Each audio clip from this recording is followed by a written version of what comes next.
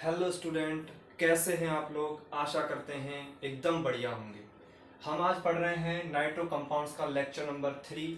इससे पहले हम लेक्चर नंबर 1 और लेक्चर नंबर 2 पढ़ चुके हैं, जिसके अंदर हम निम्न टॉपिकों को पढ़ चुके हैं। पहला डेफिनेशन पढ़ चुके हैं, वहां पे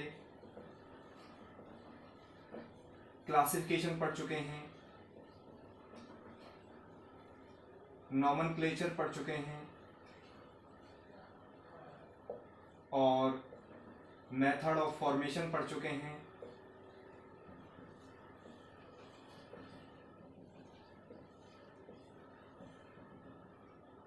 फिजिकल प्रॉपर्टीज पढ़ चुके हैं।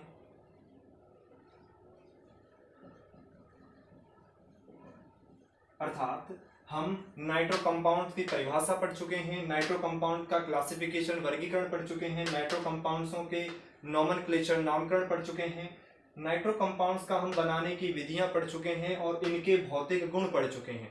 लास्ट टॉपिक बचा हुआ है केमिकल प्रॉपर्टी, अर्थात रासायनिक गुण। रासायनिक गुण पढ़ने हैं आज हमें कि जो नाइट्रो कंपाउंड है वो कौन कौन सी रासायनिक अभिक्रियाएं देता है।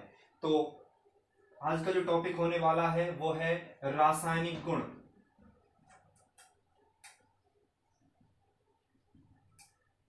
रासायनिक गुण के अंदर नाइट्रो कंपाउंड जो है नाइट्रो यौगिक वो निम्न प्रकार की रासायनिक अभिक्रियाएं देता है, अर्थात नाइट्रो यौगिक निम्न प्रकार की रासायनिक अभिक्रियाएं देता है। कौन कौन सी देता है वो आपको मैं बता देता हूं। पहला, ये अपचयन अभिक्रियाएं देता है, अर्थात नाइट्रो यौगिकों का क्या होगा, अपचयन होगा। दूसरी अभिक्रिया ये जल अपघटन अभिक्रियाएं देता है, अर्थात ये जल में विलय होते हैं या जल में जो विलय होते हैं तो क्या क्या यौगिक बनाते हैं, जल अपघटन अभिक्रिया। कौन से यौगिक बनाते हैं। तीसरा जो हम पढ़ेंगे वो है नाइट्रस अम्ल के साथ अभिक्रिया, नाइट्रस अम्ल के साथ अभिक्रिया, नाइट्रो यौगिकों की नाइट्रस अम्ल के साथ अभिक्रिया। चौथी अभिक्रिया है हैलोजनीकरण, हैलोजनीकरण अर्थात हैलोजनों के साथ अभिक्रिया करवानी है, जैसे क्लोरीन, ब्रोमीन, आयोडीन के साथ अभिक्रिया करवानी है। पांचवी अभिक्रिया है नाइट्रो यौगिकों में जो आपका नाइट्रोबेंजीन है,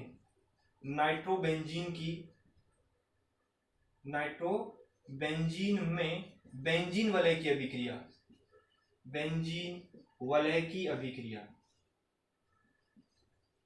ये दो प्रकार की हैं, एक इलेक्ट्रॉन स्नेही है, इलेक्ट्रॉन स्नेही प्रतिस्थापन अभिक्रिया, और एक है आपका नाभिक स्नेही प्रतिस्थापन अभिक्रिया। दो प्रकार की अभिक्रिया हैं।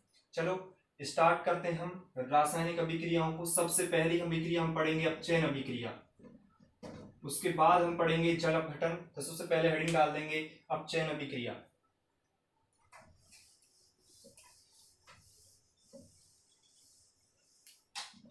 तो सबसे पहले आपको अपचयन का मतलब पता होना चाहिए, अपचयन क्या होता है। तो ऑर्गेनिक केमिस्ट्री में अपचयन अभिक्रिया को दो कंसेप्ट से समझा जाता है। पहला है हाइड्रोजन का जुड़ना, हाइड्रोजन का जुड़ना। यदि किसी अभिक्रिया में हाइड्रोजन जुड़ रही है तो उस अभिक्रिया में अपचयन की घटना हो रही होगी। यदि उस अभिक्रिया से ऑक्सीजन बाहर निकल रहा है, ऑक्सीजन का निकलना, अभिक्रिया के दौरान यदि ऑक्सीजन किसी कंपाउंड से बाहर निकल रहा है तो उस कंपाउंड का वहां पे अपचयन हो रहा है, इस बात को ध्यान रखेंगे। ठीक है, तो देखते हैं कि अपचयन की जो अभिक्रिया है एक जनरल रूप में नाइट्रो कंपाउंड्स किस प्रकार से अपचयित होते हैं। तो सबसे पहले एक एग्जांपल ले लेते हैं RNO2। इसे क्या बोलते हैं, नाइट्रोएल्केन। अब नाइट्रोएल्केन का हम क्या करवा रहे हैं, अपचयन का मतलब हाइड्रोजन को जोड़ रहे हैं। तो इसमें हाइड्रोजन जोड़ते हैं, दो हाइड्रोजन जुड़े हैं तो क्या बना यहाँ पे RN⋅O, अर्थात हाइड्रोजन जुड़ा या फिर ऑक्सीजन निकला। तो यहाँ पर पहले हाइड्रोजन जुड़ा था क्योंकि RNO2 आपका ऐसे होता है RN⋅O ये। तो यहाँ पर दो हाइड्रोजन जुड़े और यहाँ से H2 बाहर निकल गया, अर्थात H2 बाहर निकला अर्थात ऑक्सीजन इस कंपाउंड से बाहर निकल गई, तो हम कह सकते हैं कि जब ऑक्सीजन बाहर निकला है तो हम कह देंगे कि वो कौन सी अभिक्रिया है, एक अपचयन अभिक्रिया। तो अपचयित होकर के सबसे पहले ये यौगिक बनाया है, इस यौगिक का नाम है नाइट्रोसोएल्केन। नाइट्रोसोएल्केन। इसका आगे और अपचयन कर देते हैं, तो और अपचयन करेंगे तो क्या बनेगा, दो हाइड्रोजन, तो एक हाइड्रोजन यहां जोड़ो, एक हाइड्रोजन यहां जोड़ो, तो ये डबल बॉन्ड था, पहले सिंगल बॉन्ड टूटेगा तो एक बंध टूटेगा, तो क्या बनेगा RNHOH। RNHOH ये क्या बन गया है, इस कंपाउंड को बोलते हैं हाइड्रोक्सिल एमीन। क्या बोलते हैं, hydroxyl amine. Hydroxyl amine, hydroxyl amine. अर्थात नाइट्रो यौगिक पहले नाइट्रोसोएल्केन में अपचयित होते हैं, फिर नाइट्रोसोएल्केन हाइड्रोक्सिल एमीन में अपचयित होते हैं। उसके बाद यदि और भी इसका अपचयन करवाएं और इसमें हाइड्रोजन जोड़े तो एक हाइड्रोजन यहां जुड़ जाएगा, एक हाइड्रोजन, तो ये बंध भी यहां से टूट जाएगा। तो आखिरकार जो अंततः प्रोडक्ट मिलेगा वो RNH2 प्लस H2O, अर्थात यहाँ पर एमीन RNH2 मिल रहा है, अर्थात यहाँ पे एमीन में इसका क्या हो जाता है, अपचयन हो जाता है। नाइट्रोएल्केन जो है वो प्रबलतम अपचायक की उपस्थिति में कहां तक अपचयित हो जाते हैं, एमीन तक अपचयित हो जाते हैं, अर्थात एमीन बनाते हैं। तो इस स्थिति से ये लग रहा है कि नाइट्रोएल्केन की तो रासायनिक गुण है, लेकिन ये एमीन बनाने की एक विधि भी बन गई है, अर्थात हम नाइट्रोएल्केन से उसका अपचयन करवा दे तो हमें कौन और मिल जाएगा, एमीन मिल जाएगा। ठीक है, ये तो एक जनरल हुआ। अब यहां क्या होता है कि ये जो प्रोडक्ट बन रहे हैं नाइट्रोसोएल्केन, हाइड्रोक्सिल एमीन और एमीन, ये डिपेंड करता है कि इस अभिक्रिया का माध्यम क्या है, अर्थात अभिक्रिया के माध्यम से उत्पाद निर्भर करते हैं कि अभिक्रिया का माध्यम जैसा होगा उत्पाद भी अलग होगा। जैसे हम कह सकते हैं कि अभिक्रिया का माध्यम, अभिक्रिया का माध्यम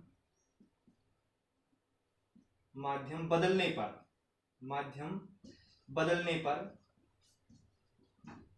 उत्पाद भी बदलता है, समझ रहे हैं आप लोग। यदि अभिक्रिया का माध्यम अम्लीय है तो उत्पाद कुछ अलग बनेगा, अभिक्रिया का माध्यम क्षारीय है तो उत्पाद कुछ अलग बनेगा, यदि अभिक्रिया का माध्यम उदासीन है तो उत्पाद कुछ अलग बनेगा। तो देखते हैं कि अभिक्रिया के माध्यम से उत्पाद का क्या रिलेशन है, वो देखते हैं। तो मुख्यतः जो माध्यम होते हैं उन्हें हमने 3 वर्गों में बांटा है, अम्लीय माध्यम, क्षारीय माध्यम और उदासीन माध्यम। तो सबसे पहले हम अभिक्रिया देख लेते हैं अम्लीय माध्यम की। ठीक है, अम्लीय माध्यम में देख लेते हैं, मिटा देते हैं इसे। ठीक है, अपचयन अभिक्रियाओं को देख रहे हैं हम सबसे पहले अम्लीय माध्यम। अब आपको पता होगा कि अम्लीय माध्यम में H+ आयन जो है, हाइड्रोजन आयन, वो क्या होंगे, अधिक बनेंगे। तो हाइड्रोजन आयन जितने ज्यादा बनेंगे अभिक्रिया में उतने ज्यादा प्रयुक्त होंगे, तो उत्पाद उसी प्रकार से बनेगा। देखते हैं करके कि RNO2 था आपका नाइट्रोएल्केन, अपचयन करवा रहे हैं, अपचयन जो यहां पर होता है ना, पहले मैं लिख देता हूं अम्लीय माध्यम में।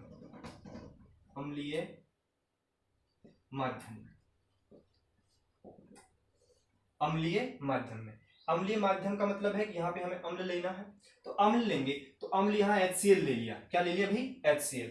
अम्ल और धातु की उपस्थिति होगी, अम्ल और धातु की। अब धातु यहाँ पर कुछ भी हो सकता है, आपका आयरन भी हो सकता है, आपका टिन भी हो सकता है, जिंक भी हो सकता है, लेकिन हम मुख्यतः जब अभिक्रिया करवाते हैं तो हम टिन ले लेते हैं या फिर आयरन ले लेते हैं। ठीक है, चलो इसका हम अपचयन करवा रहे हैं RNO2 मतलब नाइट्रोएल्केन का NO2, अपचयन करवाओ भी, नाइट्रोएल्केन है ये, नाइट्रोएल्केन।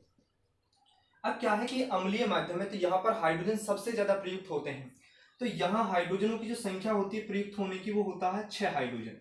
ठीक है, 6 हाइड्रोजन होते हैं। आपने पिछली अभिक्रिया में भी देखा होगा कि 6 हाइड्रोजन अपचयन अभिक्रिया में भाग ले रहे थे। देखो RNO2 अपचयन हुआ, यहाँ पर हमने क्या लिया है, अम्लीय माध्यम। अम्लीय माध्यम को हम ऐसे लिख सकते हैं SN और HCl, या तो ये ले लो या फिर आयरन के साथ HCl ले लेना। तो ये जो प्रोडक्ट बना है आपका अंततः बना देता है RNH2, अर्थात एमीन यहाँ से क्या होती है, बाहर निकलती है, मतलब एमीन बनती है। ठीक है, मतलब अम्लीय माध्यम में हमें कौन मिलता है, एमीन। यदि हम उदासीन माध्यम की बात करेंगे, यदि हम क्षारीय माध्यम की बात करेंगे तो प्रोडक्ट बदलते जाएंगे, वो भी मैं बताऊंगा आपको। दूसरा एग्जांपल और ले सकते हैं, जैसे मैंने ये तो किसका ले लिया नाइट्रोएल्केन का, मैं नाइट्रोबेंजीन का ले लेता हूँ, एक एरोमेटिक यौगिक ले लेता हूँ नाइट्रोबेंजीन। इसकी अभिक्रिया हमने करवा दी, वही उपस्थिति किसकी होगी, अम्ल की, HCl, और यहाँ SN ले लो, Fe ले लो, कोई दिक्कत नहीं है, Fe है अथवा करके एक ही चीज लेनी है, HCl, ठीक है, या तो SN HCl ले लो, SN मतलब 10 और HCl का सॉल्यूशन ले लो, या फिर इसका माध्यम ले लो, या फिर Fe और HCl का माध्यम ले लो, ठीक। अब यहाँ भी वही 6 हाइड्रोजन काम आएंगे, तो देखो ये क्या बनाएगा आपके यहाँ पे, इस चीज को अपचयन ही बोलते हैं, अर्थात जहां हाइड्रोजन जुड़ रहा होता है उसे अपचयन बोलते हैं, ठीक है। तो बना दिया क्या इन्होंने, यहां बन गया आपका NH2 और जल का अणु बाहर निकला होगा, ठीक है। चलो इसे क्या बोलते हैं, इसे बोलते हैं एनिलीन, एनिलीन, एनिलीन बोलते हैं। इसका मतलब क्या है, ये एनिलीन एक बनाने की विधि बन जाएगी।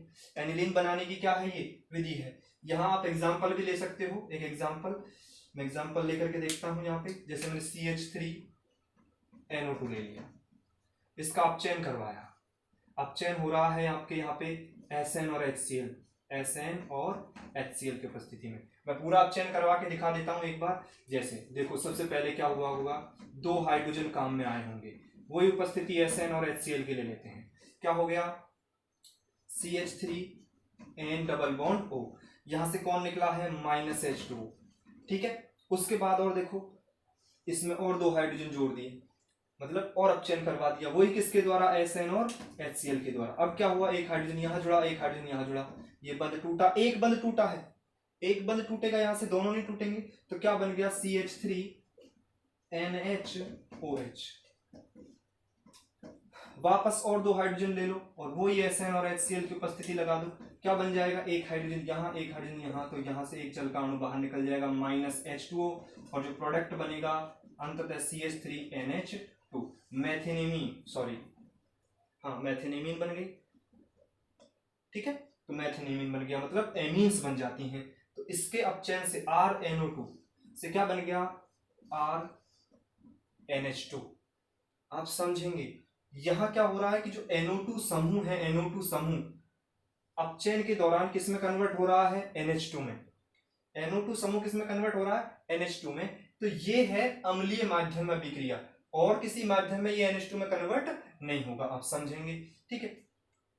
तो क्या ये बात समझ में आई आप लोगों को, बहुत आसान है। अब देखो क्या होगा, ये तो अम्लीय माध्यम था, तो H+ ज्यादा बने होंगे, बने हैं, तो अधिक हाइड्रोजन काम आए होंगे, तो अधिक हाइड्रोजन आए हैं तो कहां तक पहुंच गया, CH3NH2, अर्थात एमीन बना दी। यदि हम बात करें कि उदासीन माध्यम में, तो उदासीन माध्यम में क्या होगा कि हाइड्रोजन की संख्या थोड़ी कम हो जाएगी, हाइड्रोजन की संख्या थोड़ी क्या हो जाएगी, कम, और जो यहाँ अम्ल ले रहे थे उसके स्थान पे क्या लेना पड़ेगा, कोई उदासीन यौगिक अर्थात कोई लवण लेना पड़ेगा, ठीक है। करके देखते हैं। तो ये तो हुई अम्लीय माध्यम, आपको याद रखना है, इनको जानते होंगे, इसे नाइट्रोबेंजीन बोलते हैं, इसे एनिलीन बोलते हैं, और ये आपका मैथेनेमीन बन गया, ये मेथिल नाइट्रोमेथेन है, ठीक है। नाम आपको जरूर पता होना चाहिए इनका, ठीक है। आगे देखते हैं, अपचयन अभिक्रिया पढ़ेंगे क्षारीय माध्यम, सॉरी पहले उदासीन माध्यम में पढ़ लेते हैं, फिर क्षारीय में पढ़ेंगे।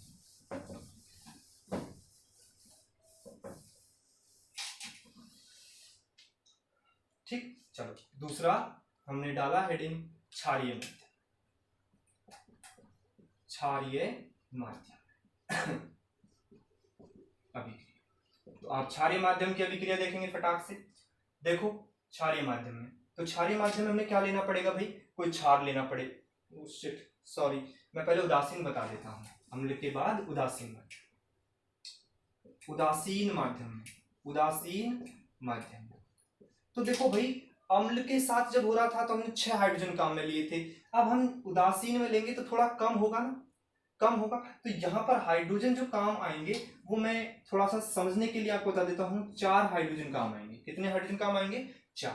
और यहाँ कोई उदासीन अर्थात कोई साल्ट लेना पड़ेगा, लवण लेना पड़ेगा। जैसे लवण के रूप में मैंने यहाँ पे ले लिया अमोनियम क्लोराइड, और भी कुछ ले सकते हैं आप अमोनियम क्लोराइड। और धातु लेना है तो मैंने यहाँ पे कोई धातु ले लिया, जैसे जिंक है, ये अम्लीय धातु नहीं है, ये क्षारीय धातु नहीं है, ये एक उदासीन धातु है। उदासीन धातु का मतलब है कि इसके गुण जो हैं वो ना तो अम्ल की तरह है और ना ही क्षार की तरह, ये बीच के या फिर उदासीन माध्यम में पाया जाता है। खैर आगे चलते हैं। उसके बाद हम बात करेंगे उदासीन माध्यम में देखो ध्यान से देखेंगे कि क्या प्रोडक्ट बनेगा। यहाँ हाइड्रोजन कम काम आएंगे तो अर्थात यहाँ जो अपचयन होगा वो आंशिक होगा, पूर्ण रूप से नहीं होगा। एमीन नहीं बनेगी, एमीन से पहले ही कहीं रुक जाएगा। वो देख लो आप लोग क्या होता है। जैसे मैंने एग्जांपल लिया RNO2, इसका अपचयन करवाओ भी, अपचयन करवा दिया मैंने। हाँ, 2 हाइड्रोजन लिए सबसे पहले 2 हाइड्रोजन। तो 2 हाइड्रोजन लिए तो यहाँ उपस्थिति किसकी दर्शानी है मुझे, जिंक और अमोनियम क्लोराइड NH4Cl। तो ये क्या बन जाएगा, RN=O। यहां से एक हाइड्रोजन बाहर निकल जाएगा, -H2O बाहर निकल जाएगा, ऑक्सीजन बाहर निकल गया। तो क्या बना ये, और वापस से इसी माध्यम तो यही रहेगा, जिंक और NH4Cl। ये एक लवण है उदासीन। ठीक, आगे देखते हैं। हाँ, यहां क्या बनेगा, RNHOH। अर्थात कितने हाइड्रोजन काम आ गए, 4 हाइड्रोजन। 2 हाइड्रोजन ये रहे और 2 हाइड्रोजन ये। अर्थात इस अभिक्रिया में हमें 4 हाइड्रोजन प्रयुक्त करने हैं और 4 हाइड्रोजन प्रयुक्त करने पर हमें ये यौगिक मिल रहा है। इसे आप लोग जानते होंगे, ये है हाइड्रोक्सिल एमीन। इससे स्पष्ट हो रहा है कि उदासीन माध्यम में जो हमें प्रोडक्ट बनेगा वो क्या बनेगा, हाइड्रोक्सिल एमीन बनेगा, हाइड्रोक्सिल एमीन। और अम्लीय माध्यम में जो हम कर रहे थे, अम्लीय माध्यम में तो वहां क्या बन रहे थे, एमीन्स बन रहे थे, एमीन्स अम्लीय माध्यम में। ठीक है, अम्लीय माध्यम में एमीन्स बन रहे थे और क्षारीय माध्यम में हाइड्रोक्सिल एमीन्स बन रहे हैं। तो यही आपको समझने की जरूरत है इस वक्त तो। ठीक है, एग्जांपल ले लेते हैं। जैसे मैंने लिया CH3NO2, जानते हो उसे, नाइट्रोमेथेन का मैंने करवा दिया अपचयन। और जैसे ही अपचयन करवाया, और अपचयन यहाँ होगा जिंक और NH4Cl की उपस्थिति में, तो जो प्रोडक्ट बनेगा वो क्या बनेगा, R का मतलब कौन है यहाँ पे, CH3NHOH। ये एक हाइड्रोक्सिल एमीन है। ये कौन है, हाइड्रोक्सिल एमीन। और ये क्या होगा, हाइड्रोक्सिल मैथेनेमीन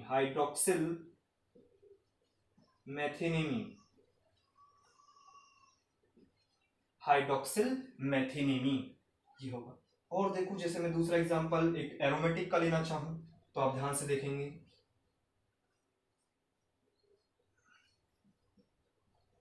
ये क्या है, नाइट्रोबेंजीन।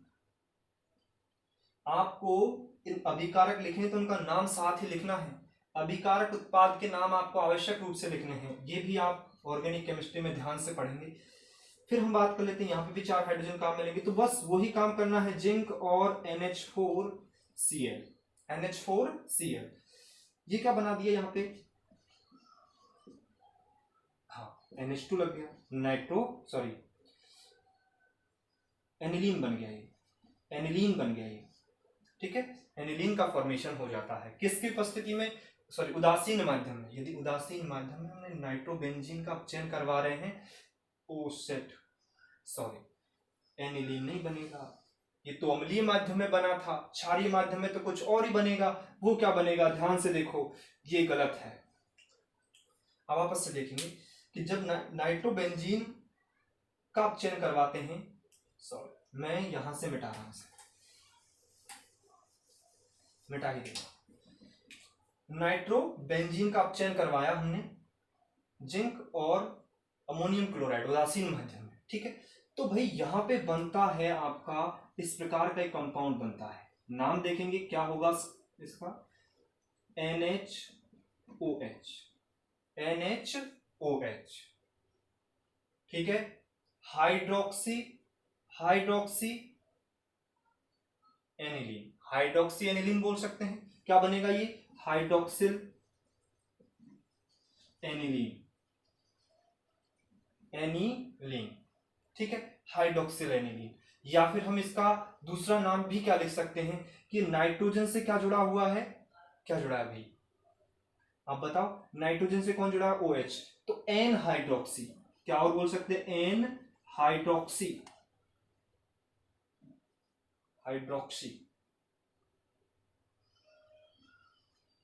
और इसे क्या बोलते हैं, फेनिल।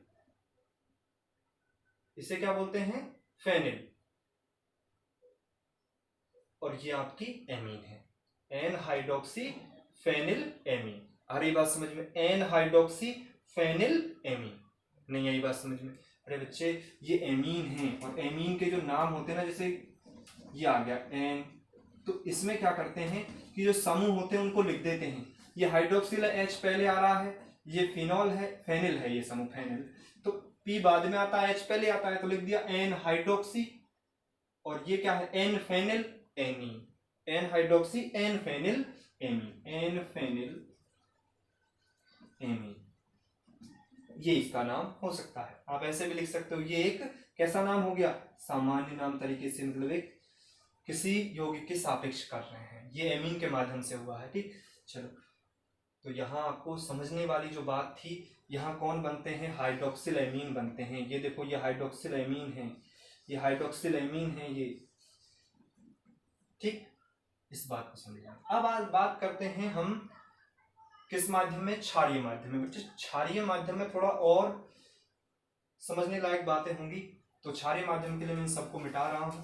क्षारीय माध्यम में देखेंगे, अब क्षारीय माध्यम में हाइड्रोजन और भी कम प्रयुक्त होंगे, लेकिन क्षारीय माध्यम में जो नाइट्रो एल्केन है उनका अपचयन नहीं होता है, नाइट्रोबेंजीन के क्या होंगे, अपचयन होंगे, वो ही आपको समझने हैं।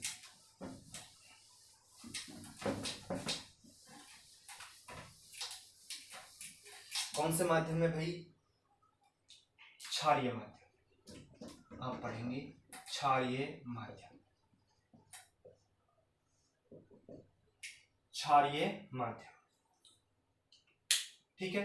देखो क्षारीय माध्यम में तो हम क्या कर रहे हैं भाई, क्षारीय माध्यम लेंगे, अर्थात क्षार लेंगे, क्या लेंगे, माध्यम कैसा बनेंगे, क्षार, और क्षार के रूप में हम NaOH ले लेते हैं, क्या ले लेते हैं, NaOH। यदि NaOH और जिंक, धातु ले लिया, तो धातु ले लिया और NaOH, इसके साथ अभिक्रिया करवाएंगे तो कुछ अलग अलग प्रोडक्ट मिलेंगे, और वो भी जो अभिक्रिया करने वाले हैं नाइट्रो यौगिक, वो होंगे नाइट्रोबेंजीन। क्या होंगे, नाइट्रोबेंजीन।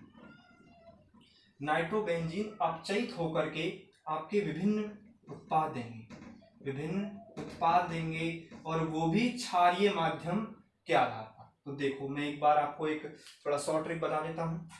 शॉर्ट ट्रिक तो क्या कहेंगे उसे, एक समझने की, कि यदि आपने नाइट्रोबेंजीन के लिए, नाइट्रोबेंजीन का जो अपचयन है वो आपने करवा दिया जिंक और NaOH,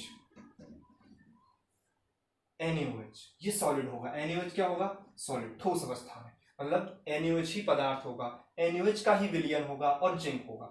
इसके साथ जब आपने अभिक्रिया करवाई तो यहां बनेगा एजॉक्सीबेंजीन, एजॉक्सीबेंजीन का निर्माण होगा, एजॉक्सीबेंजीन का निर्माण होगा, ठीक है। और यदि आपने जिंक और NaOH, जिंक और NaOH क्षारीय माध्यम है, लेकिन ये NaOH का जो सॉल्यूशन बनाया है आपने, वो बना दिया एल्कोहलिक,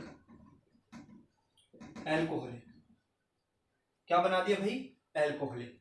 तो यहां बन जाएगा एजोबेंजीन, क्या बन जाएगा यहां पे, एजोबेंजीन, एजोबेंजीन, एजोबेंजीन, ठीक है। और यदि आपने जिंक और NaOH का जो विलयन लिया है वो जल के साथ ले लिया, एक्वस NaOH ले लिया, तो जो आपका बनेगा वो बनेगा हाइड्रेजो, हाइड्रेजो बेंजीन, क्या बनेगा, हाइड्रेजो बेंजीन। अब एक एक करके इनके एग्जांपल और इनकी रिएक्शन देख लेते हैं। आपको ये चीज पता होना चाहिए कि नाइट्रोबेंजीन का जब हम अपचयन करवाएंगे, अपचयन, अपचयन का मतलब है हाइड्रोजन का जुड़ना, हाइड्रोजन का जुड़ना, ठीक है। तो बनेगा क्या, एजॉक्सीबेंजीन, एजोबेंजीन और हाइड्रेजोबेंजीन। देख लो, बना करके देखते हैं। सबसे पहले रिएक्शन लिख लेते हैं, एग्जांपल, मार्कर,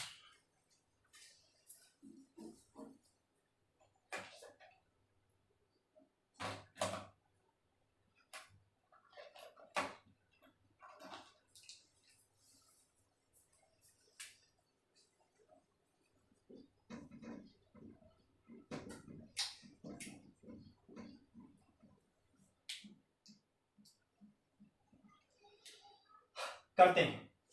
सबसे पहले ले लेते हैं हम नाइट्रोबेंजीन, इसी से लिखते हैं नाइट्रोबेंजीन। मैं इसको शाही पिला लेता हूँ भाई साहब, खैर इसे कट करना पड़ेगा यार।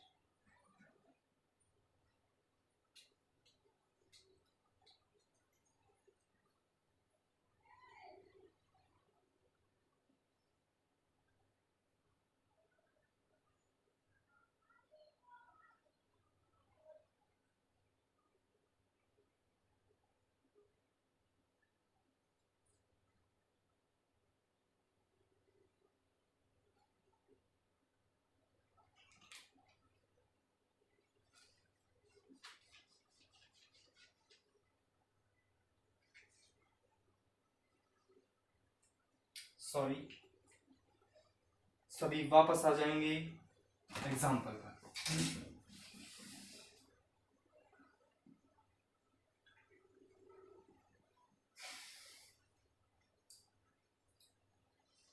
हाँ, तो क्या कह रहे थे कि क्षारीय माध्यम में हम अपचयन करवा रहे हैं नाइट्रोबेंजीन का। तो एग्जाम्पल ले लेते हैं नाइट्रोबेंजीन, ये रही आपकी नाइट्रोबेंजीन, ठीक है। इसका अपचयन करवा रहे हैं, अपचयन करवाते हैं भाई साहब हम, तो एक यौगिक बनता है, अपचयन करवाते हैं। यह 2 नाइट्रोबेंजीन काम आते हैं, और यहां पर हम हाइड्रोजन ले लेते हैं 6 हाइड्रोजन, और ये अपचयन जो होगा वो किसकी उपस्थिति में होगा, जिंक और NaOH, जिंक NaOH, और ये NaOH का होगा सॉलिड। सॉलिड कह दें तो इसे हम बोलेंगे लिक्विड, या सॉलिड ही रहने दें, ठीक है। अब जो ये उत्पाद बनाएगा वो एजोक्सीबेंजीन बनाएगा। इस प्रकार का एक कंपाउंड होता है एजोक्सीबेंजीन, N double bond N coordination, sorry ये, और यहां से किसी भी एक को ऑक्सीजन से जोड़ देते हैं, ऐसा कंपाउंड बनता है जिसे हम क्या बोलते हैं, एजोक्सीबेंजीन। एजोक्सीबेंजीन क्योंकि यहां ऑक्सीजन जुड़ा हुआ है, इसीलिए इसको क्या बोल देते हैं, एजोक्सीबेंजीन, ठीक। मतलब यदि आपने क्षारीय माध्यम में अपचयन करवाया है नाइट्रोबेंजीन का, तो एजोक्सीबेंजीन का निर्माण होगा। और थोड़ा आगे चले हम, NO, 2 ही NO2 ले रहे हैं। यहां हमने हाइड्रोजन थोड़े क्या कर दिए, बढ़ा दिए, 8 हाइड्रोजन कर दिए। कितने हाइड्रोजन कर दिए भाई, 8 हाइड्रोजन। और यहां जो अपचयन हो रहा है जिंक और NaOH, और NaOH का कौन सा सोल्यूशन होगा, एल्कोहलिक। तो इस स्थिति में उत्पाद फिर चेंज हो जाता है, NaOH, और ये क्या है, एल्कोहलिक है, एल्कोहलिक। तो अब क्या बनाएगा, अब बनाएगा एजोबेंजीन। और एजोबेंजीन क्या होता है, बहुत आसान होता है, ये देखो azobenzene, N double bond N, और ये एजोबेंजीन लो, ये एजोबेंजीन बन गया। ये है आपका एजोबेंजीन, एजोबेंजीन अर्थात किसका निर्माण होता है, एजोबेंजीन का निर्माण होता है, ठीक है।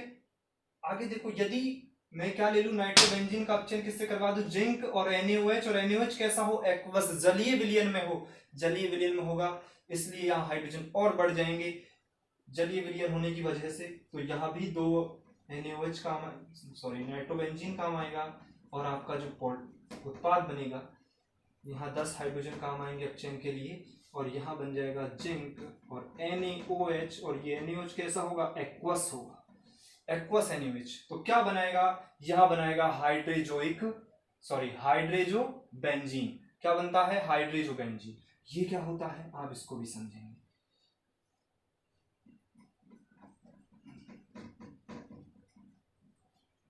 ये होता है हाइड्रेजो बेंजीन, ये होता है हाइड्रेजो बेंजीन। में यहां लिख देता हूं हाइड्रेजो बेंजीन, हाइड्रेजो बेंजीन। आ रही यहां तक बात समझ में? तो इस चीज को आपको समझना है, ठीक है।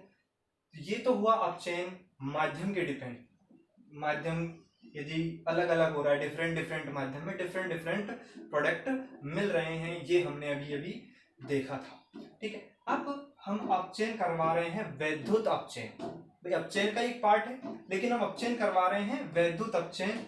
वैद्युत अपचयन का मतलब है हम उसमें विद्युत धारा प्रवाहित कर रहे हैं, ठीक है। देखते हैं प्रोडक्ट क्या बनता है। तो ये सारी चीजें आपको समझ में आनी चाहिए। ये एजोक्सी बेंजीन है, ये आपका एजो बेंजीन है, ये हाइड्रेजो बेंजीन है। इस प्रकार से यहाँ अपचयन होता है। यहाँ पर हाइड्रोजन और ज्यादा बढ़ गए, ऑक्सीजन निकल गया, तो यहाँ भी क्या हो रहा है, अपचयन हो रहा है। यहाँ पर क्या हो रहा है, और एक हाइड्रोजन जुड़ गए, यहाँ भी हाइड्रोजन जुड़ गया, यहाँ भी हाइड्रोजन। ये कब होता है, जब जिंक के साथ NaOH और वो कैसा हो, जलीय विलयन में हो, जल के साथ NaOH का विलयन। यहाँ जल के साथ NaOH का विलयन नहीं बनेगा, ये केवल NaOH होगा, यहाँ NaOH का विलयन नहीं बनेगा, ठीक, जल के साथ।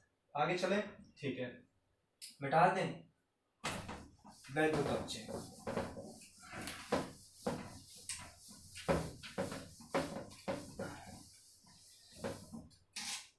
वैद्युत अपचयन,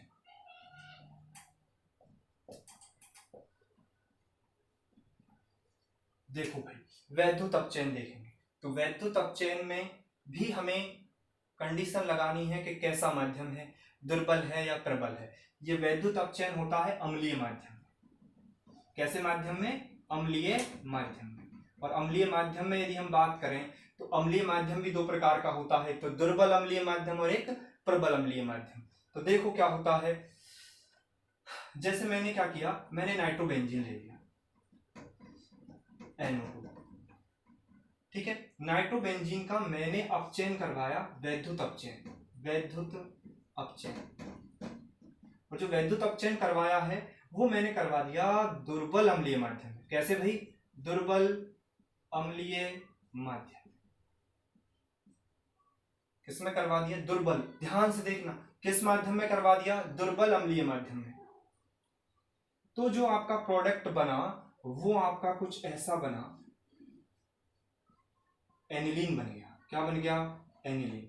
भाई वैद्युत अपचयन करवा रहे हैं, विद्युत धारा। अब हम किसी भी रिएक्शन में यदि विद्युत धारा प्रवाहित करवा देते हैं तो उसकी गति तेज हो जाती है। गति क्या हो जाती है, तीव्र हो जाती है। जैसे ही गति तीव्र हुई तो NO2 समूह किसमें बदल गया, NH2 में।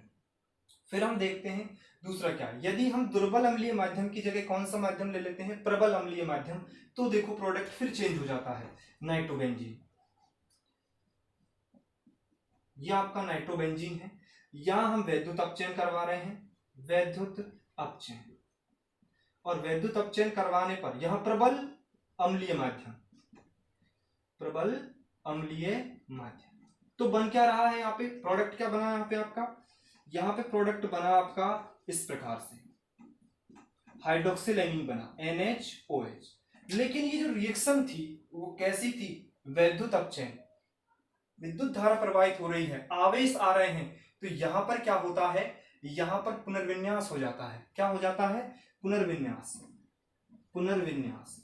और पुनर्विन्यास होकर के ये जो हाइड्रोक्सिल एमीन है, हाइड्रोक्सिल एमीन, हाइड्रोक्सिल एमीन तो एक पूरे कंपाउंड का नाम है, वैसे हमने अभी इसका नाम पढ़ा था एन हाइड्रोक्सी,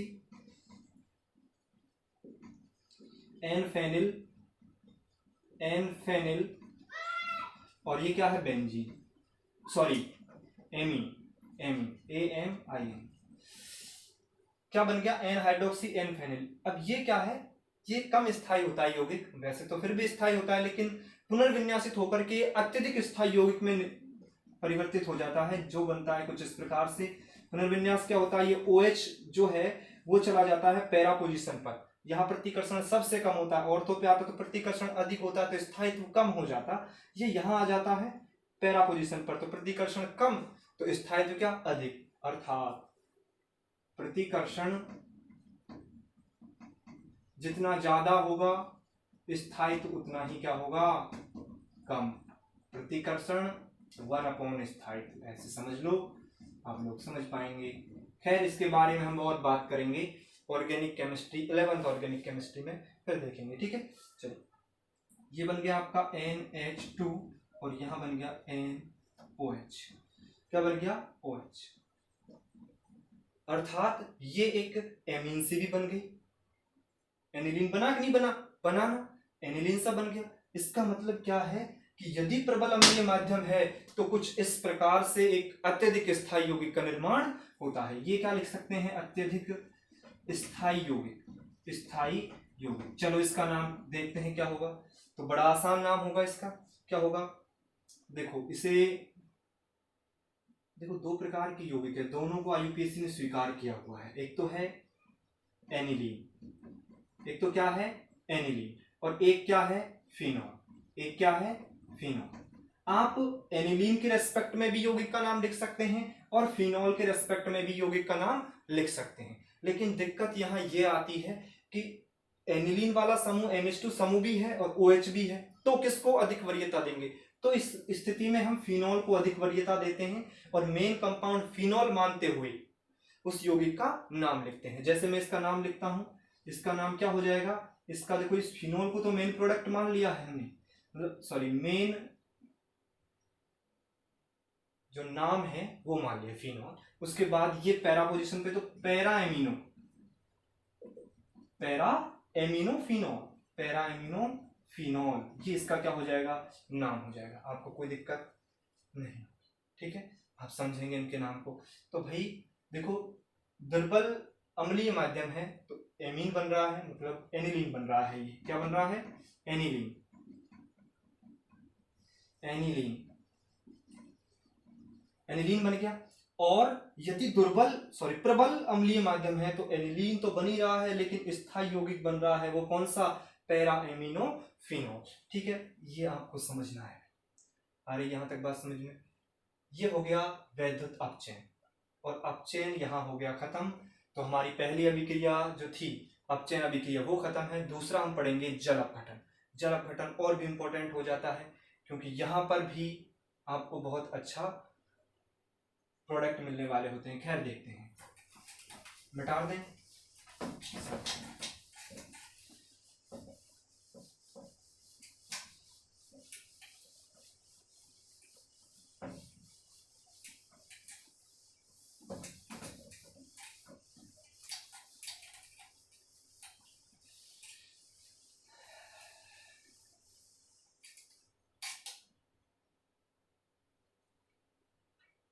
हाँ ध्यान से देखेंगे भाई। तो जल अपघटन की बात कर लेते हैं, जल अपघटन। तो देखो यहां जो जल अपघटन होता है वो होता है आपका HCl और 85% H2SO4 के सॉल्यूशन के द्वारा। HCl या तो HCl ले लो, अम्लीय माध्यम में किया जाता है। जल अपघटन किस माध्यम में किया जाता है, अम्लीय माध्यम में हुआ तो HCl ले लो, या फिर 85% आपका H2SO4 का विलीन ले लो। इसकी उपस्थिति में आप नाइट्रो कंपाउंड्स को, किसको भाई, नाइट्रो यौगिकों को, मतलब RNO2 मतलब नाइट्रो एल्केन को क्या कर दें, जल अपघटन कर दें। किसकी उपस्थिति में, HCl और 85% H2SO4 की उपस्थिति में इसको क्या कर दें, गर्म कर दें। और जैसे ही आप इसको गर्म करोगे तो आपको जो कंपाउंड्स मिलने वाले होते हैं वो मिलते हैं कार्बोक्सिलिक एसिड और हाइड्रोक्सिल एमीन, हाइड्रोक्सिल एमीन, क्या कह रहे हैं। और ये जो नाइट्रो एल्केन होगा वो होगा 1 डिग्री, ये क्या होगा 1 डिग्री नाइट्रो एल्केन। और यदि ये 2 डिग्री ले लिया, क्या ले लिया, 2 डिग्री नाइट्रो एल्केन, तो जो प्रोडक्ट बनने वाला होता है आपका वो बनेगा आपका कीटोन। क्या बनेगा? कीटोन बनेगा। ये आपको याद रखना है भाई साहब, बहुत इंपॉर्टेंट है ये। और जो आपका 3 डिग्री होता है वो रिएक्शन करता ही नहीं है, अर्थात यह नो रिएक्शन। आप इस चीज को पहले याद रखेंगे या इसको पहले समझेंगे कि भाई जो नाइट्रो एल्केन होते हैं, प्राथमिक नाइट्रो एल्केन, वो इस स्थिति में HCl और H2SO4 के 85% के विलयन के साथ कार्बोक्सिलिक एसिड और हाइड्रोक्सिलेमीन देते हैं, जबकि 2 डिग्री नाइट्रो एल्केन कीटोन देते हैं और 3 डिग्री नाइट्रो एल्केन तो रिएक्शन ही नहीं करते हैं। तो आप इस बात को समझेंगे। तो मैं एक रिएक्शन लिख देता हूं आपको फटाक से, एग्जाम्पल ले लेते हैं।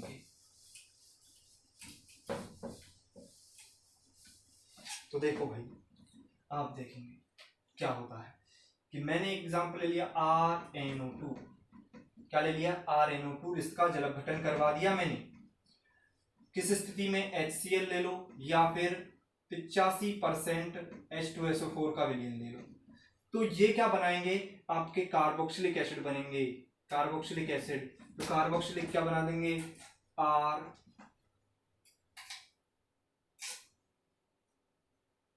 इसको मैं ऐसे ले रहा हूं RCH2।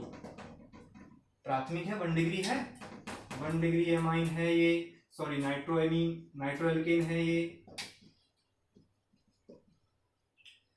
किया तो ये बना RCOOH प्लस आपका बन गया NH2OH। इस प्रकार के कंपाउंड्स बने, ठीक है। मतलब कार्बोक्सिलिक एसिड बना और आपका बन गया हाइड्रोक्सिल एमीन। ठीक है, आप इसको समझेंगे। देखो मैं एक एग्जांपल लेकर के देखता हूं, जैसे मैंने ले लिया CH3CH2NO2। क्या नाम है इसका? नाइट्रोएथेन।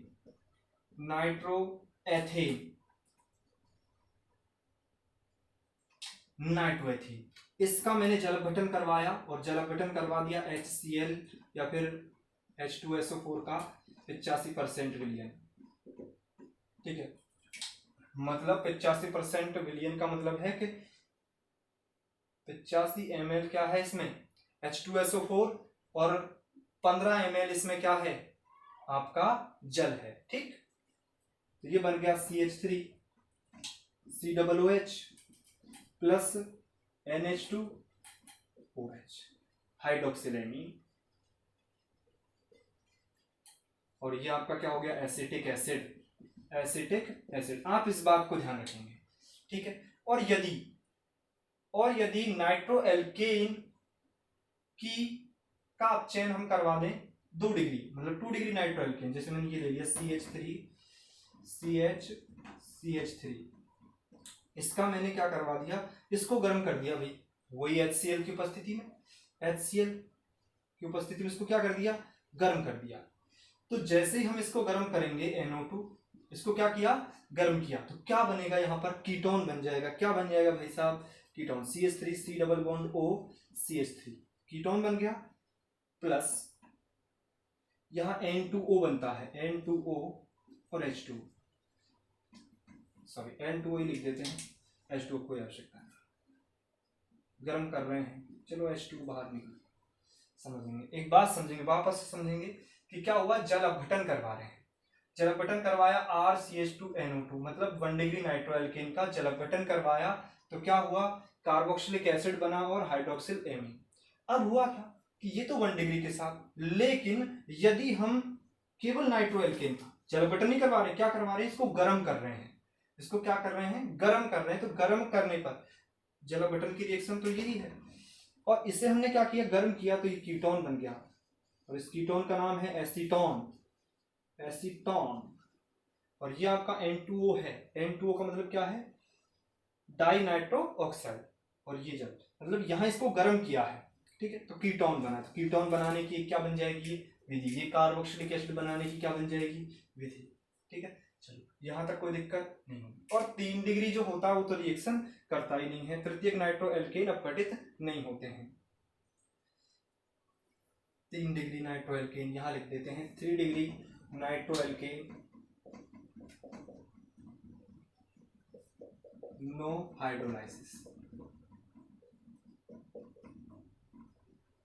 मतलब जल अपघटित नहीं होते। ठीक है, चलो ये हुआ जल अपघटन। अब हम बात कर लेते हैं नाइट्रस अम्ल के साथ अभिक्रिया। किसके साथ अभिक्रिया? नाइट्रस अम्ल के साथ। ये बेटा यहाँ पे गर्म किया है, आप जल अपघटन मत कर देना इसका, मैं केवल क्या कर रहा हूं, गर्म कर रहा हूं। जल अपघटन इसका नहीं होता है, इस बात को समझो।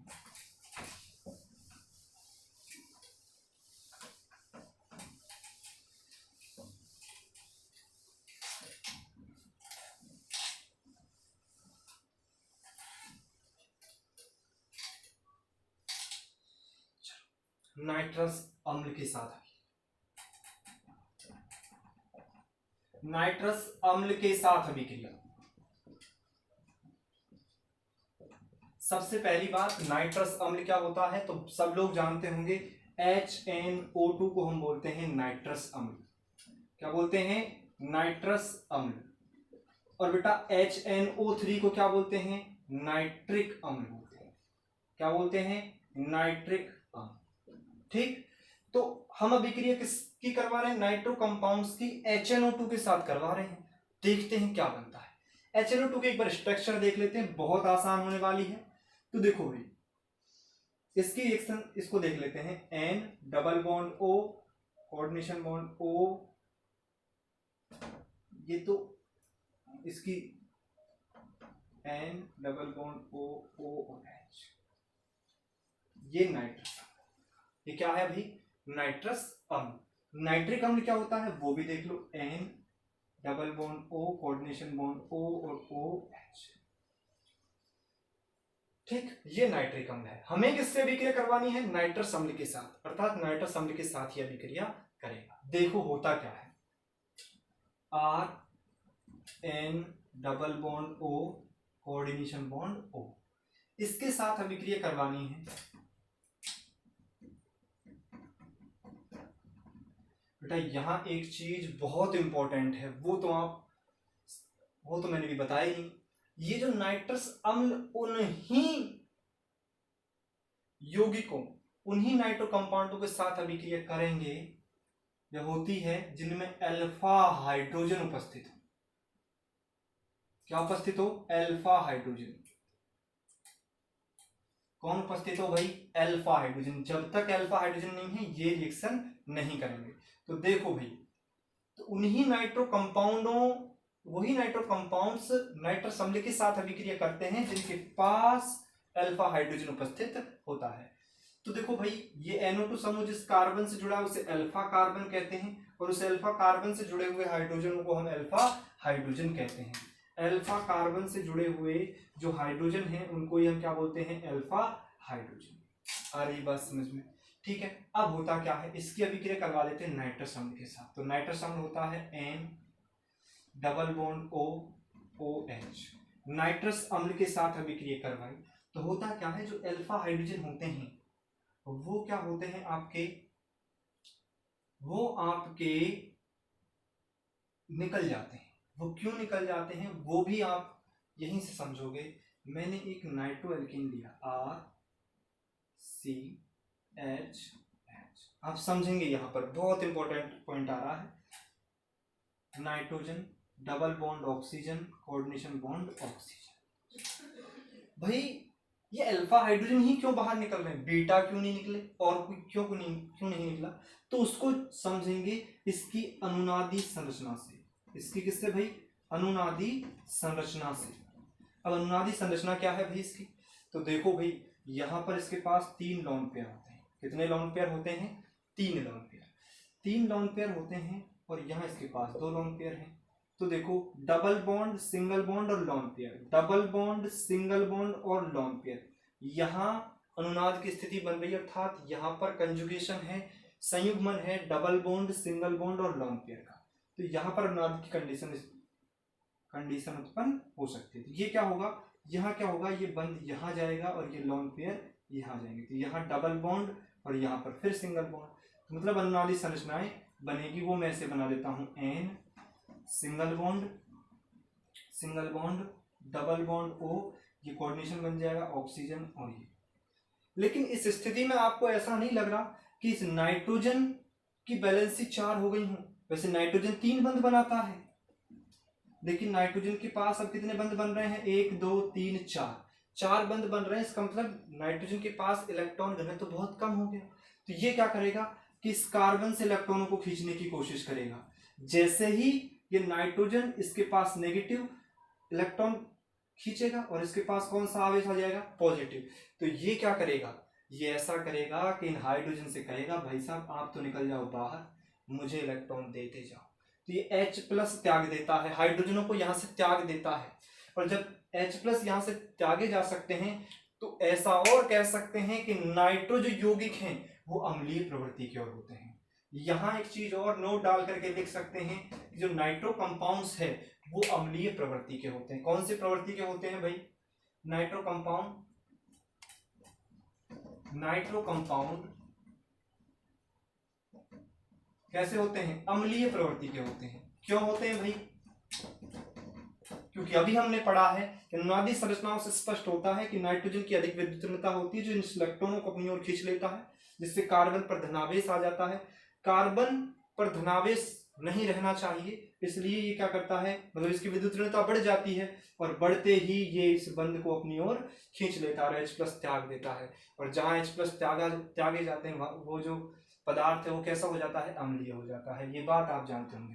खैर, काम तुम्हारा ये था। तो यहाँ क्या होता है कि इनकी अभिक्रिया होती है तो ये H+ आसानी से निकल जाते हैं, क्योंकि अनुनादी संरचनाओं से स्पष्ट होता है कि H+ आसानी से त्यागे जा सकते हैं, वो भी अल्फा हाइड्रोजन ही।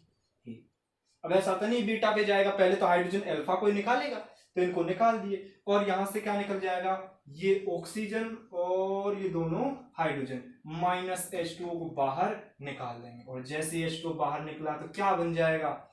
यहां कंपाउंड बन जाएगा RC। इस कार्बन से कौन जुड़ जाएगा? Double bond NOH, double bond NOH और आपका ये N double bond O, double bond O। और ये बात समझ में, कौन सा कंपाउंड बन गया? ये बन गया। और इसको क्या बोलते हैं? इसे बोलते हैं नाइट्रोलिक अम्ल। क्या बोलते हैं भाई इसे? नाइट्रोलिक अम्ल। मतलब नाइट्रोलिक अम्ल का निर्माण होता है। नाइट्रोलिक अम्ल का क्या होता है? निर्माण। समझे आप लोग? नाइट्रस अम्ल के साथ जब अभिक्रिया हो रही है, नाइट्रस अम्ल के साथ नाइट्रो यौगिकों की, तो क्या बनता है? नाइट्रोलिक अम्ल। और वो कब बनता है? जब नाइट्रोएल्केन कैसा हो? 1 डिग्री। यहां लिख देंगे 1 डिग्री नाइट्रोएल्केन के साथ अभिक्रिया, 1 डिग्री नाइट्रोएल्केन। ठीक, 1 डिग्री नाइट्रोएल्केन,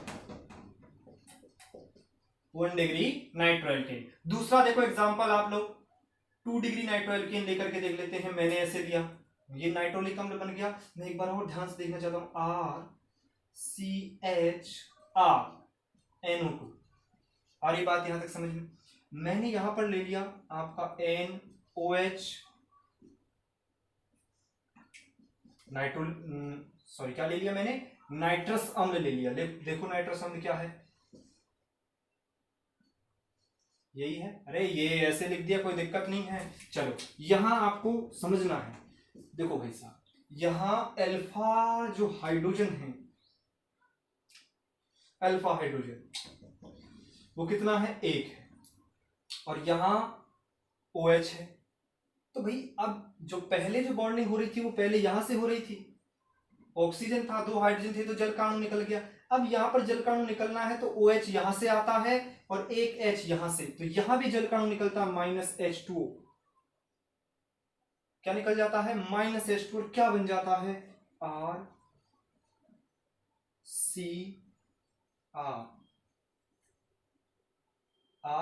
RCR। और यहां जो आता है वो आपका आ जाता है N डबल बॉन्ड O और ये है आपका NO2।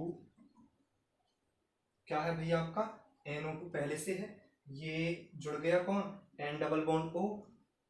ये अब ध्यान से देखना, और साथ ही एक जल का अणु भी बाहर निकलेगा। अब इसे क्या कहते हैं वो आप समझेंगे। इसका जो फेमस नाम है वो है स्यूडोनाइट्रॉल। क्या है? स्यूडोनाइट्रॉल। बहुत अच्छा यौगिक है ये स्यूडोनाइट्रॉल। और यदि मैं इसका IUPAC नाम लिखना चाहूं तो क्या हो सकता है? सबसे लंबी कार्बन श्रृंखला ये आप चुन सकते हो। उसके बाद ये नाइट्रोसो है, इसे तो क्या बोलते हैं? नाइट्रोसो। और इसे क्या बोलते हैं? नाइट्रो। तो आप मुझे बताओ अंग्रेजी वर्णमाला क्रम में नाइट्रो पहले आएगा या नाइट्रोसो पहले आएगा? ऑफ कोर्स की बात है कि नाइट्रो पहले आएगा। तो ये क्या हो जाएगा? Nitroso alkane. Nitroso alkane. भाई साहब इनके एग्जाम्पल भी कर सकते हैं आप लोग। मैं एक एग्जाम्पल इसके ऊपर बना रहा हूं। और हाँ, यदि मैं 3 डिग्री की बात करूं, 3 डिग्री, तो 3 डिग्री क्या हो जाएगा? RCRR। यही है 3 डिग्री। 3 डिग्री नाइट्रो एल्केन, तृतीयक नाइट्रो एल्केन। अब इसकी अभिक्रिया HON डबल बॉन्ड O से करवाओ। अल्फा हाइड्रोजन नहीं है तो रिएक्शन भी नहीं होगी, नो रिएक्शन, अभिक्रिया ही नहीं होगी। 3 डिग्री के साथ यहां भी अभिक्रिया नहीं होती है, जल अपघटन भी नहीं होता है, और आगे आप हैलोजनीकरण पढ़ेंगे तो वो भी नहीं होगा। देखते हैं, बता दें इसे। चलो मैं एग्जांपल लिख देता हूं यहाँ पे इनके एक एक एग्जांपल। लेक्चर थोड़ा बड़ा हो गया, कोई दिक्कत नहीं है। एग्जांपल ले लेते हैं फटाक से।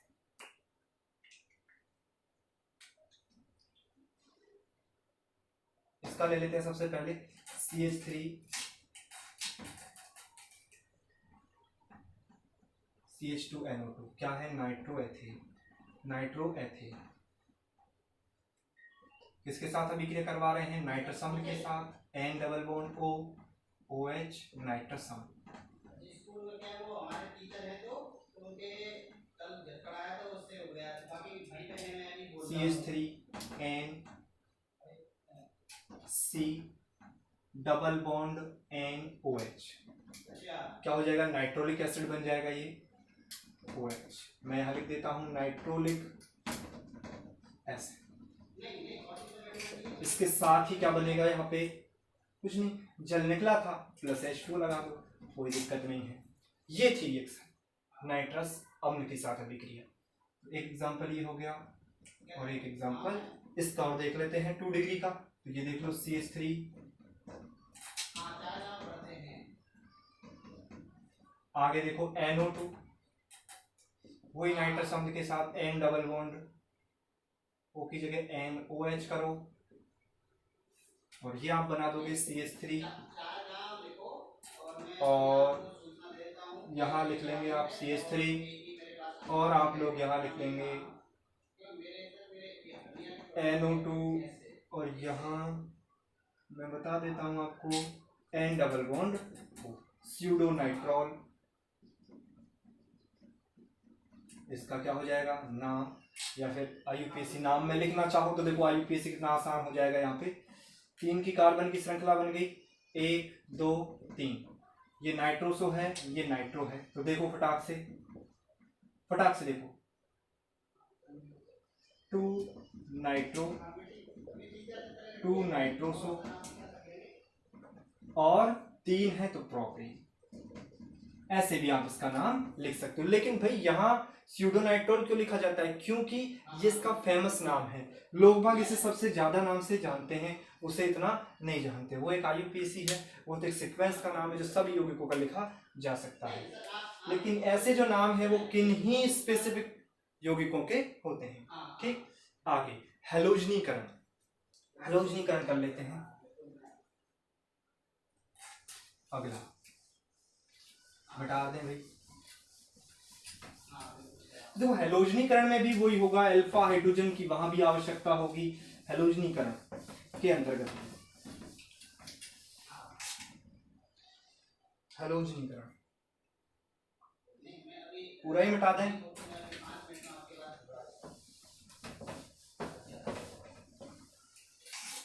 हैलोजनीकरण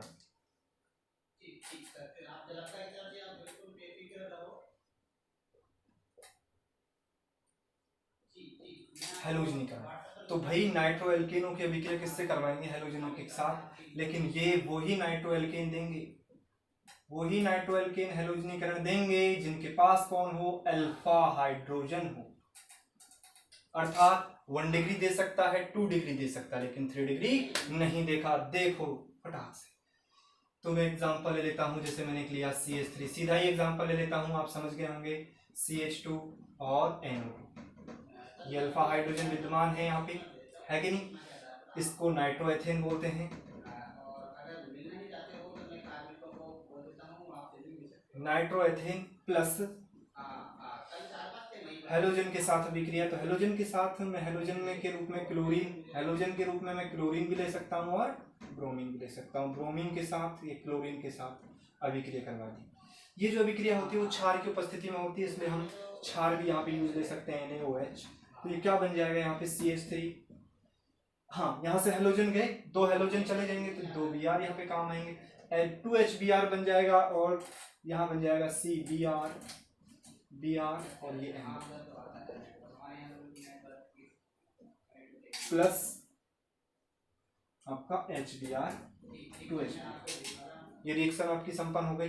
देखो ध्यान से, यहाँ दोनों हाइड्रोजन है, यहाँ Br है, HBr बन गया, एक Br आगे यहाँ से जोड़ करके, ठीक है। इसी प्रकार नीचे, ठीक। इसका नाम देखो, सबसे लंबी कार्बन श्रृंखला 2 कार्बन की, 1 2 क्या हो जाएगा? एक तो ब्रोमो, एक नाइट्रो है, तो ब्रोमो पहले आएगा, तो 1 1 डाइब्रोमो, 1 डाइब्रोमो, 1 नाइट्रो एथेन, ठीक। हैलोजनीकरण 2 डिग्री के लिए देख लें एक बार। 2 डिग्री के लिए ये 1 डिग्री हो गया, 2 डिग्री। 2 डिग्री के लिए अपन ऐसे ले लेते हैं example, CH3 CH, CH3 NO2, वही Br के साथ अभिक्रिया करवा देते हैं, Cl के साथ करवा दो, Cl2 के साथ NaOH की उपस्थिति में, क्षार की उपस्थिति में। ये रिएक्शन बहुत तीव्र गति से संपन्न होती है, इसलिए CH3 यहाँ जुड़ गया Cl और ये NO2, ये क्या हो जाएगा? क्या हो जाएगा? 3 कार्बन की सबसे लंबी कार्बन श्रृंखला क्लोरो, तो 2 क्लोरो, 2 नाइट्रो, और ये क्या है? Propane, 2 chloro 2 nitro propane. ये हैलोजनीकरण की अभिक्रिया है, ठीक है। एक एग्जांपल और ले लेते हैं, जो सबसे इंपॉर्टेंट एग्जांपल बनता है आपके यहाँ पे, इंपॉर्टेंट, ठीक है। वो है, आपको मैं मोटा लिख देता हूं यहाँ पे, CH3NO2। इसके पास अल्फा हाइड्रोजन है तो लिख दो, क्लोरीन के साथ अभिक्रिया करवा दो NH2 के, सॉरी NaOH की उपस्थिति में, तो क्या बन जाएगा? C, जितने भी हाइड्रोजन सब हट जाएंगे, यहाँ 2 थे तो दोनों हटे, अल्फा हाइड्रोजन, सभी अल्फा हाइड्रोजनों का प्रतिस्थापन हो जाएगा, all alpha hydrogen is replace, alpha hydrogen is replace, ठीक है। चलो फटाक से देखो, तीनों को निकाल दो, क्या बन गया? CCl3NO2। और ये इतना इंपॉर्टेंट यौगिक है जिसे बोलते हैं क्लोरोपिक्रिन। क्या बोलते हैं? क्लोरोपिक्रिन, क्लोरोपिक्रिन, अश्रु गैस जिसे बोलते हैं, अश्रु गैस,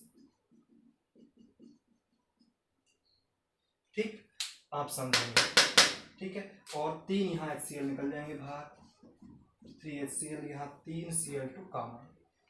तो ये था आपका हैलोजनीकरण। अब आएगा बेंजीन वलय की अभिक्रिया, और बेंजीन वलय की जो 2 अभिक्रिया हैं उन्हें हम अगले लेक्चर में लेने वाले हैं, कि थोड़ा लंबा होगा, ठीक है।